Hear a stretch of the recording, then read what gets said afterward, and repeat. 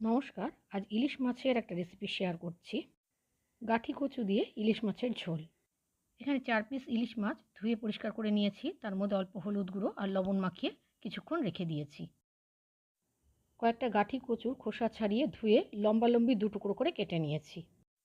গ্যাসে কড়াই বসিয়ে সেটা গরম করে ২.৫ টেবিল চামচ সর্ষের তেল নিয়েছি। তেলটা ভালো করে গরম হলে মাছগুলোকে ভেজে নিয়েছি।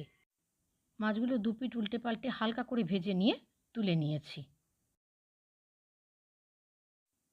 মাছগুলো ভেজে তুলে নেওয়ার পর কড়াইয়ের ওই তেলে ফোড়ন দিলাম 1/2 চা চামচ কালো জিরে আর 2টো চেরা কাঁচা লঙ্কা। ফোড়নটাকে কয়েক সেকেন্ড ভেজে নিয়ে কেটে রাখা গাঠি কচুর টুকরোগুলো কড়াইতে দিয়ে দিলাম।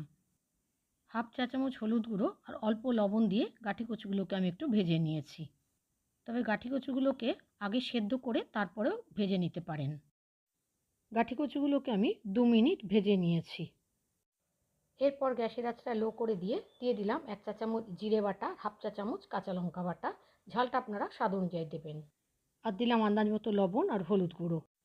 লবণ আর হলুদ গুঁড়ো কিন্তু গাঠি কচু ভাজার সময় আর মাছ ম্যারিনেশনে দেওয়া ছিল, সেই বুঝে লবণ আর হলুদ গুঁড়োটা দিতে হবে।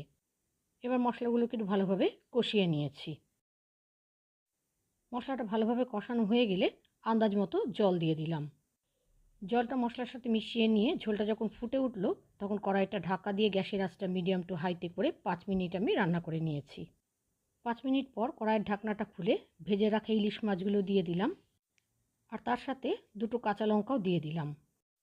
আবারও কড়াইটা ঢাকা দিয়ে গ্যাসের আঁচটা মিডিয়াম টু হাইতে করে 2 মিনিট আমি রান্না করে নিয়েছি। 2 মিনিট বাদে কড়াইয়ের ঢাকনা খুলে দেখে নিতে হবে গাঠি কচুগুলো সেদ্ধ হয়েছে কিনা। গাঠি কচুগুলো সেদ্ধ হয়ে গেছে।